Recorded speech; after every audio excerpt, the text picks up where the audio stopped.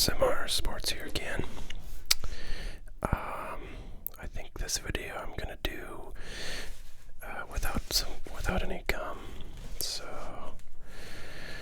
hopefully it remains enjoyable for as many of you as possible. Excuse me.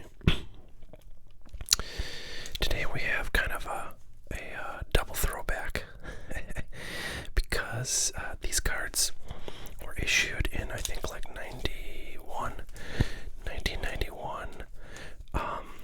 and they are basically a reprint set issued in packs that Topps called archives. Now, what's interesting is Topps makes some cards that they call archives, now in modern times, and they have a new set every year. And it's very different from these. These are the original archives set. I think there was maybe only 2 of these that were reprint sets, but the current archive sets are like basically some of the older designs from like the 60s on up, although I think there's like a lot of 80s designs and 70s, but they feature current players or like star players from the 70s or 80s, so kind of the current archives are kind of a cool set for people who were fans in the 70s or 80s or 90s, and like the players that were around then as well as some of the modern players, and appreciate the older card designs, which I certainly fit that category. I don't buy a lot of the current Topps archives, but I will occasionally buy a box, and it's always kind of fun. They tend to not really have much value, even when you get a current player or rookie card or something out of there, but they're fun to look at and kind of fun to open, and some of the stuff has autographs in it, so that's fun. Anyways, okay, these archives again are just a reprint set. So what it is a reprint set of the 1953 Topps set.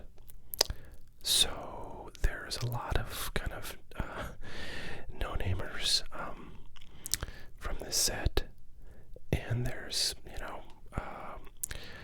Mickey Mantle, Willie Mays,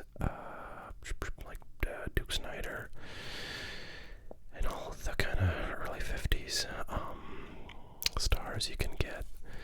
So I picked up a couple boxes of these probably like 15 years ago or something, and they're not really valuable, so I don't know, I've got a partially opened box and thought it would be interesting to open some of these. You could pretend that you're back in 1953 and buying a pack of Topps baseball cards, although back then I think that the packs had about like 3 cards in them and a stick of gum. These have no gum and 12 cards, so it's not quite the same sort of odds that you'd have. So let's dig in, shall we?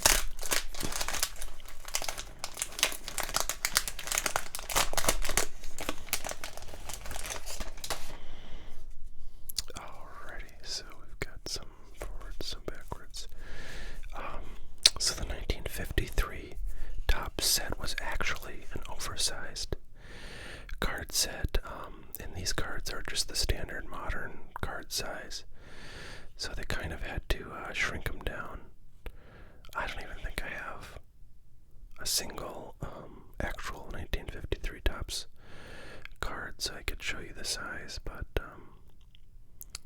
suffice it to say these are not the same size, and they must have shrunk the photo or something to get it to fit onto a standard size card. So yeah, mostly a lot of guys you've never heard of from the 50s. Here's Leo DeRocher, a famous manager.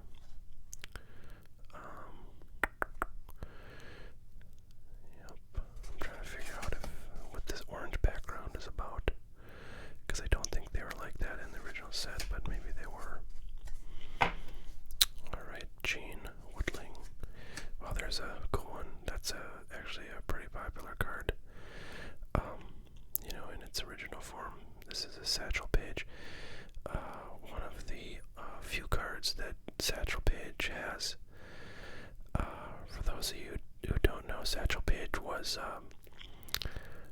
a very talented and successful pitcher in the Negro Leagues for many years, but of course was not allowed to play in the major leagues until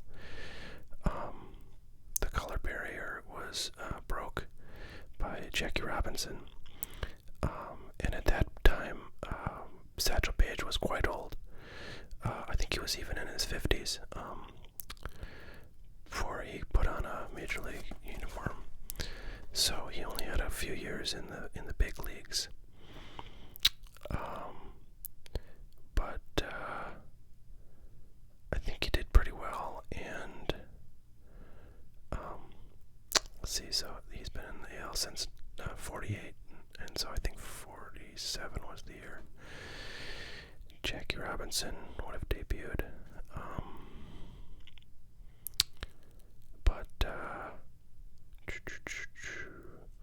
Okay, so he was born in 1908, and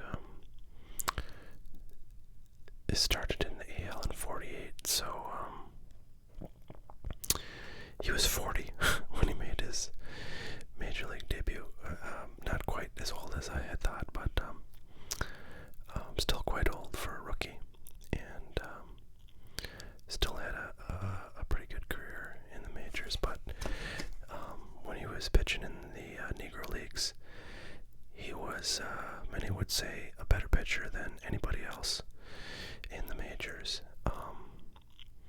And there were actually many other really dominant pitchers in the Negro Leagues that had amazing talent and incredible stats that a lot of people believe would be amongst the best of the best in Major League history if they had been allowed to play. So do yourself a favor and go read up on some of the really the better players in the Negro Leagues from before the color barrier was broken, Major League Baseball, and you'll find some interesting stuff if you are a fan of old school baseball. Alright, so here's Pee Wee Reese, a very popular shortstop for the Brooklyn Dodgers. That's a good one. Harry Lowry. And I think the whole 1953 set is reproduced here, so if you collect cards from this era, you know that the stars are kind of few and far between, and all the other players are kind of long since forgotten, at least if you're weren't a fan back then. So it's a lot of noise to signal, as it were. Alright, so we got quite a few, actually, was that 3 or 4 Hall of Famers in that pack? That's pretty good.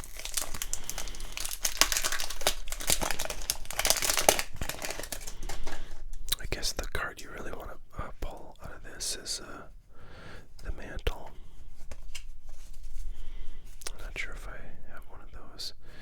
There's George Kell. Here is a checklist. And I don't know how many cards were in this set, but probably 300 some. That might have been the final, because I noticed at the end of this list are the checklists, and there's only 3 listed, so it could be that there was, more, and they ran off this, but I think actually there's 337 cards in this set, so that was the last card in the set.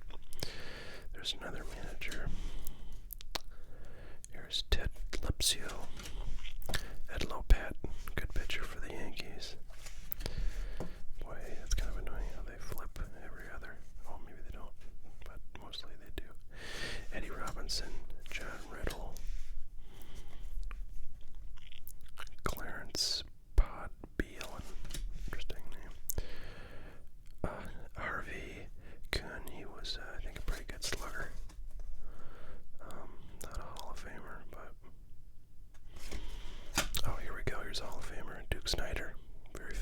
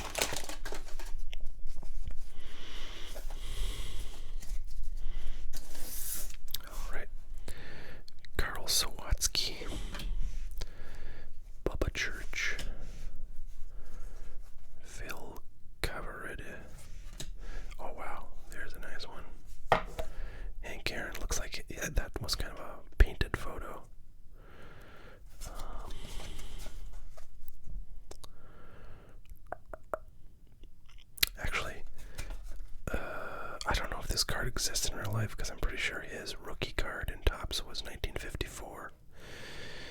And this is a 53 set, so they might have thrown this in here as a, I don't know, some kind of bonus. Like, maybe they thought he should have had a card, but he didn't, so they made one up. Interesting. Bob Hoffman.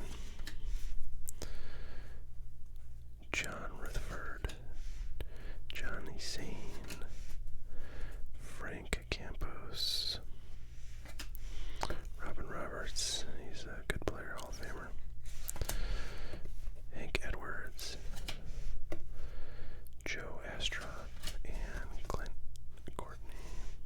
Alright, last pack here of these guys.